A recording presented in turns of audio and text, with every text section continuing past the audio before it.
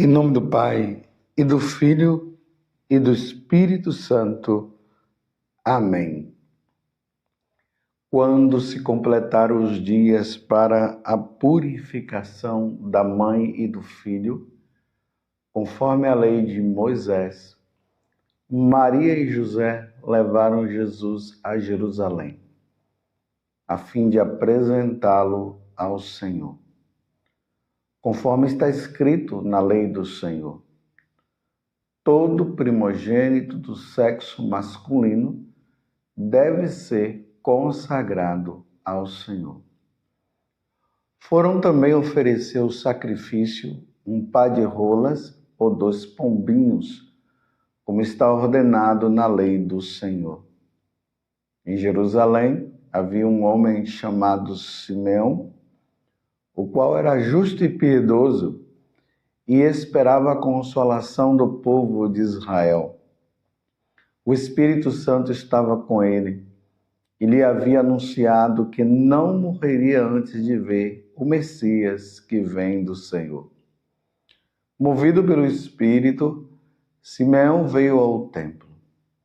Quando os pais trouxeram o menino Jesus para cumprir o que a lei ordenava, Simeão tomou o menino nos braços e bendisse a Deus. Agora, Senhor, conforme a tua promessa, podes deixar teu servo partir em paz.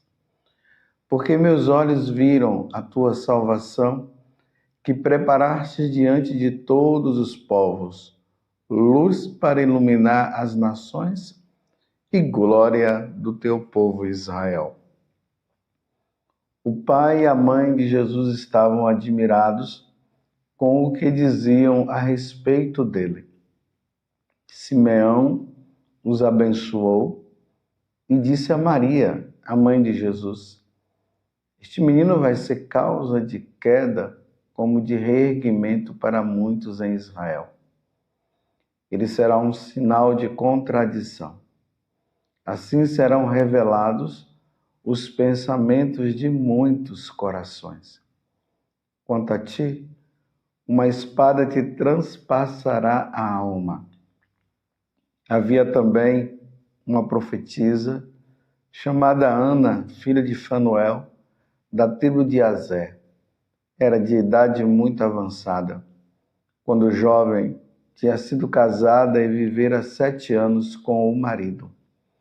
Depois, ficara viúva e agora já estava com 84 anos. Não saía do templo, dia e noite, servindo a Deus com jejuns e orações. Ana chegou neste momento e pôs-se a louvar a Deus e a falar do menino a todos os que esperavam a libertação de Jerusalém. Depois de cumprirem tudo, conforme a lei do Senhor, voltaram a Galiléia para Nazaré, sua cidade. O menino crescia e tornava-se forte, cheio de sabedoria, e a graça de Deus estava com ele. Palavra da salvação. Glória a vós, Senhor. Meus irmãos e minhas irmãs, hoje, com muita alegria, a igreja celebra o dia da apresentação do Senhor. Nós acabamos de ouvir essa narração que está no Evangelho de São Lucas, capítulo 2, do versículo 22 até o 40.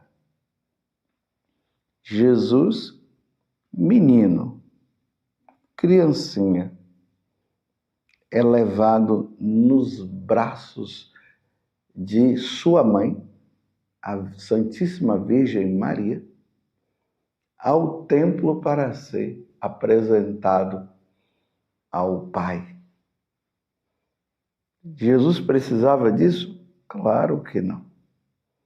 Mas era necessário que a lei fosse cumprida. Toda criança do sexo masculino deveria ser apresentada ao Senhor. Está aqui. Todo primogênito do sexo masculino deve ser consagrado ao Senhor. É o que a lei falava. Jesus é o primogênito, então ele é apresentado ao Pai. E aí nós encontramos, né, esses dois personagens, Ana e Simeão, todos dois já de idade avançada, e Simeão na maior alegria. Ele viu a salvação que está naquele menino. Agora o vosso servo pode ir em paz, pode ir em encontro do Pai. Agora ele pode ir, porque ele encontrou o Senhor, ele encontrou a salvação. Mas as frases de Simeão, ela é muito importante para os tempos de hoje. Ele será um sinal de contradição, ele diz. Este menino vai ser causa tanto de queda como de reerguimento para muitos em Israel. Ele será um sinal de contradição. Assim serão revelados os pensamentos de muitos corações. Tudo que for intenção existente no coração de cada pessoa será revelado. A partir desse menino, ele será motivo de queda, de reerguimento para muitos. Jesus, ele é o divisor das águas, como nós costumamos dizer no ditado popular. Ou se salva por meio de Jesus, ou se perde abandonando a ele. Vou dizer diferente, mas a mesma coisa. Ou nós nos salvamos por meio de nosso Senhor Jesus Cristo, o aceitando como Filho de Deus e como Deus e Salvador, ou será motivo de perdição a não aceitação. É um divisor de águas e é isso que Simeão está dizendo.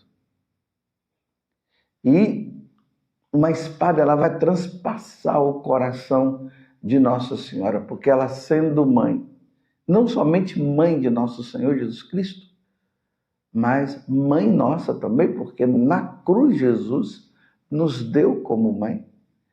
Então Nossa Senhora, ela vendo também a situação de muitas perdições, isso também atinge o coração dela da mesma forma como atingiu o coração dela quando Jesus estava morrendo na cruz e dando a vida para nos salvar. Nos tempos de hoje, meus irmãos, nós estamos vivendo tempo de apostasia.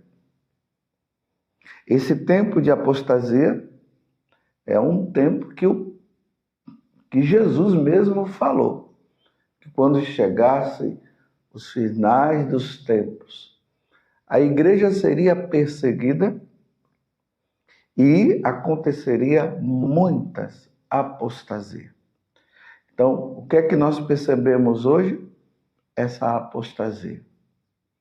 O abandono da fé. Apostasia é isso, é o abandono da fé em Jesus Cristo, da fé na Igreja Católica. Nós estamos percebendo, nós estamos vendo isso. Se nós estamos no auge da apostasia, eu não sei. Mas o que eu posso dizer é que nós estamos vivendo momentos de apostasia. O ensinamento já não é mais igual. Já não há mais uma unidade na igreja. Isso é visível. A igreja se tornou dividida. Um grupo procurando a fidelidade nos ensinamentos, no que foi revelado na Sagrada Escritura e o que foi revelado através da própria igreja. Um outro grupo, dizendo-se ser de nosso Senhor, vivendo o contrário. Tudo é permitido, tudo é liberado, está tudo liberado. É como se o pecado não existisse. E todo mundo vai se salvar. É um abandono da fé. As pessoas comungam em estado de pecado mortal, dizendo que Jesus veio para o pecador. Um outro grupo procurando a fidelidade. Cai, se confessa, volta, compreende que não pode de maneira nenhuma cometer o sacrilégio, se confessa. E esses são perseguidos por aqueles liberais, aqueles que querem viver uma vida de qualquer jeito. Tempo de apostasia. A moral da igreja, que a moral é um princípio de que nós precisamos viver os bons costumes. Não, o que está hoje em voga são os maus costumes. E é interessante, meus irmãos, que hoje é o Dia Mundial do Consagrado, da vida consagrada, daqueles que, diante do chamado de nosso Senhor, eles se consagraram inteiramente ao serviço de nosso Senhor Jesus Cristo, buscando a fidelidade a nosso Senhor e a evangelizar com o testemunho, com a vida. E é lamentável que hoje, no dia do consagrado, nós precisamos rezar pelos sacerdotes, pelos religiosos, pelas religiosas, pelos bispos. Precisamos rezar. Por quê? Porque aqueles que deveriam estar à frente, e aqui eu estou me incluindo, aqueles que deveriam estar à frente, dando o bom exemplo de vida consagrada, de vida inteiramente dedicada ao Senhor, numa vida santa. Muitos deles são os propagadores da apostasia. Estão ensinando errado. Estão dizendo que tudo é válido. Escândalos e mais escândalos surgindo nos meios aí, nas mídias sociais. Meu Deus do céu, que Deus me livre disso. Não estou falando assim, como se eu fosse o melhor. Pelo contrário, é uma preocupação da minha parte de viver essa fidelidade ao Senhor. E eu preciso viver essa felicidade, ou essa fidelidade. Mas sei da minha humanidade. Sei do quanto que eu preciso de Jesus, sei do quanto que preciso de Nossa Senhora. Mas são escândalos declarados que aparecem aí nas mídias sociais por meio dos consagrados. Você está entendendo? Escândalos, meus irmãos, escândalos. Não quero aqui nem elencar os tipos de escândalos, porque até mesmo você vai ficar escandalizado diante dos escândalos que vem acontecendo. E nós precisamos nos refugiar no coração de Nossa Senhora. Só por meio de Nossa Senhora, nos refugiando no coração dela, é que nós vamos superar e nós vamos passar por esse tempo de apostasia.